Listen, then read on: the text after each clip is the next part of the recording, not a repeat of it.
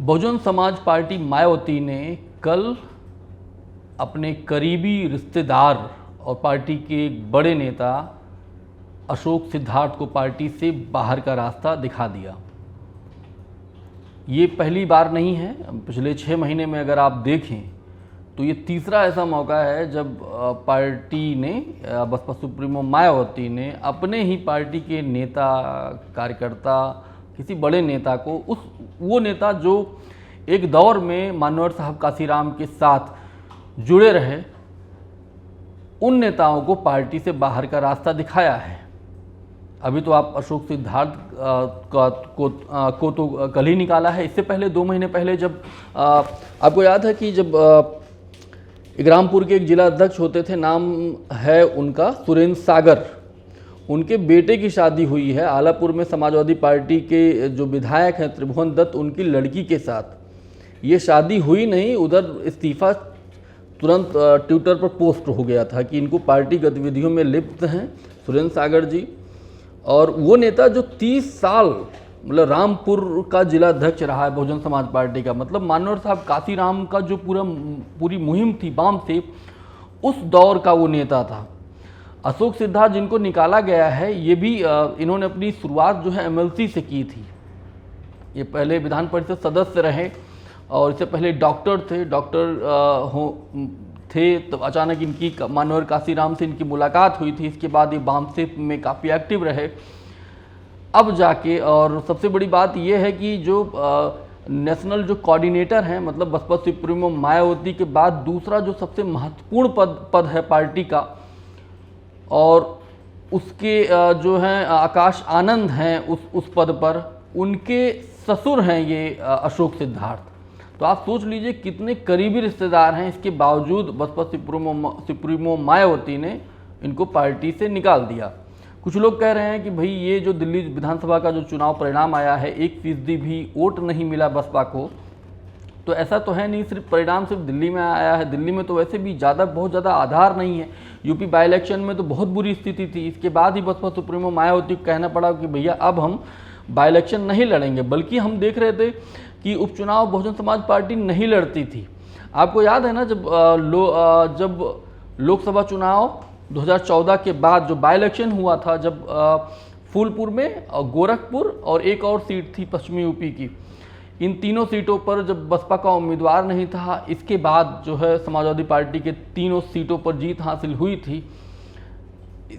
फिर 2019 के चुनाव में बसपा और सपा साथ में आए थे। ये एक तरह से देखा जाए तो बुनियाद थी। उससे पहले जो है, मतलब उस समय तक बहुजन समाज पार्टी जो है कोई उपचुनाव नहीं लड़ती थी। बीच में लड़ना शुरू हुआ था कि फिर अचानक जिस तरह से परिणाम आने लगे, इसके बाद अभी जब 9 सीटों पर जो बाई इलेक्शन हुआ यूपी में, इसके बाद ही मायावती ने प्रेस कॉन्फ्रेंस की और उसके बाद कहा कि अब हम उपचुनाव नहीं लड़ेंगे। नहीं तो आप देख रहे हैं कि मिल्कीपुर में जो भी बाई इलेक्शन हुआ है, इस सीट पर भी बसपा ने अपने उम्मीदवार का नाम का ऐलान कर दिया था। कई सीटों पे किया था, जब 10 सीटों पर चर्चा थी।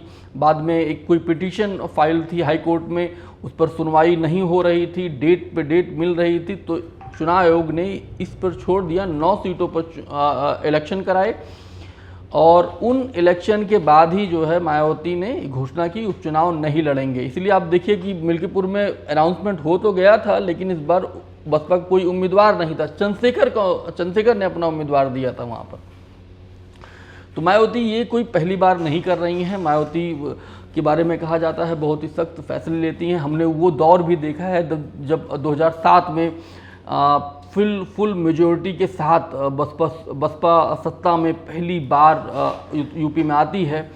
एक नेता थे, मतलब उन्हीं के पार्टी के एक सांसद थे, नाम है उनका उमाकांत यादव। उन पर एक मुकदमा दर्ज होता है, पुलिस खोज रही थी और कहीं मिलते नहीं हैं। कब से 15-20 दिन ऐसे ही गुजर जाता है। मीडिया में लगातार उमाकांत यादव किस्से छप रहे होते हैं कि उमाकांत तो बाहुबली हैं, माफिया हैं, उनके ऊपर इतने मुकदमे दर्ज हैं। मायावती जो दावा करती हैं कि उनका कानून का राज है इस सूबे में। उमाकांत यादव से कैसे भी संपर्क उनके अपने नेताओं से कहती हैं कैसे भी उनसे संपर्क किया जाए, उनको बुलाया जाए, मैं खुद उनसे बात करूंगी। इसके बाद उमाकांत यादव जब वहाँ पहुँचते हैं सीएम ऑफिस में, गिरफ्तार करवा देती हैं वो। और उस समय जो डीजीपी थे विक्रम सिंह थे। तो आप सोचिए कि मायावती किस तरह के फैसले लेती हैं, और उनके पूरे शासनकाल को आप देखिए तो आज भी नज़ीर की तरह मतलब प्रस्तुत किया जाता है कि जितना लॉ एंड ऑर्डर कितना ज़बरदस्त था बसपा के कार्यकाल में। अब यहाँ पर जिस तरह से अशोक सिद्धार्थ को जिस तरह से पार्टी से बाहर किया गया है, तो अब चर्चा ये है कि आकाश आनंद को लेकर मायावती अभी काफ़ी कुछ उनके लिए सोच रही हैं। सोचने का मतलब कि जिस तरह से ईशान आनंद को वो आगे करती हैं, हमने अपने जन्मदिन पे और बाद में जब पार्टी के बड़े नेताओं की बैठक होती उस वक्त भी तो चर्चा ये थी क्या अब ईशान आनंद की भी राजनीति में एंट्री होने वाली है, और आकाश आनंद के इतने भाई ससुर हैं उनको पार्टी से बाहर कर दिया है। क्या आकाश आनंद के लिए भी कोई संदेश है इस पूरे उसमें?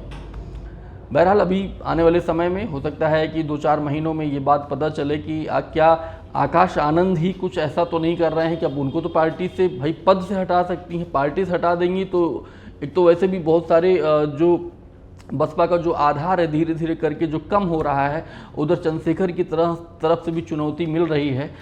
जाहिर सी बात है कि आकाश आनंद जिस तरह पूरे फ्लो में आए थे लोकसभा चुनाव के दौरान, अगर उन पर मुकदमा दर्ज ना होता, और नेता हैं तो मुकदमा तो दर्ज होगा ही होगा, इसमें कौन सी बड़ी बात है। लेकिन एक मुकदमे की वजह से पार्टी उनको पद से हटा देना, उनको अपरिपक्व बताना, ये बसपा के जो कार्यकर्ता हैं उनको भी रास नहीं आया था। तो अगर इस तरह से मायावती कर रही हैं, आकाश आनंद को वो तरह से किनारे लगा रही हैं और ईशान आनंद को आगे करेंगी, तो ये बात जो है कुछ हो सकता है कि कुछ महीनों बाद ही समझ में आए लोगों को कि आखिर बसपा में चल क्या रहा है। लेकिन बसपा में इस तरह के फैसले होते हैं। जैसे मैंने बताया कि उमाकांत यादव को लेकर उन्होंने कैसे अपने आवास से बुलाया फिर गिरफ्तार कराया था, तो ये कोई नई बात नहीं है। पिछले 6 महीने में काफ़ी घटनाएं इस तरह हुई हैं, काफ़ी बातें हुई हैं, चाहे वो सुरेंद्र सागर को लेकर हो या मुनकाद अली को लेकर हो। मुनकाद अली के मेवालाल गौतम की तरफ से लगातार ये था कि भाई उनकी शादी में नहीं जाना है। मुनकाद अली बहुत बड़े व्यवसायी भी हैं, पार्टी को अच्छा खासा फंड भी देते हैं। इसके बावजूद जो है उनके बेटे की शादी में बसपा का कोई नेता नहीं गया, और जो नेता गया था उसको पार्टी से बाहर कर दिया गया था। असल में क्या है, जो कादिर राणा वो भी मुजफ्फरनगर के पूर्व सांसद रहे हैं। वो अपनी बहू जो सुंबुल राणा मुनकाद अली की लड़की हैं, उनको समाजवादी पार्टी ने उम्मीदवार बनाया था मीरापुर से, और उसी बीच में वो शादी थी। तो मायावती को लगा ऐसा ना हो कोई गलत संदेश जाए, मीडिया में खबरें बने, इसलिए उन्होंने ये फैसला किया था। बहरहाल अशोक सिद्धार्थ को लेकर अभी कोई सही बात सामने नहीं आ रही है कि उनको पार्टी से बाहर क्यों किया गया है, और बसपा में यही होता है, कोई सही बात पता नहीं चलती, अंदर ही अंदर सब कुछ चलता रहता है। कुछ महीने बाद पता चलेगा। तब तक आप देखते रहिए अनादि टीवी डिजिटल। मेरा नाम शैलेंद्र है। बहुत बहुत शुक्रिया, धन्यवाद।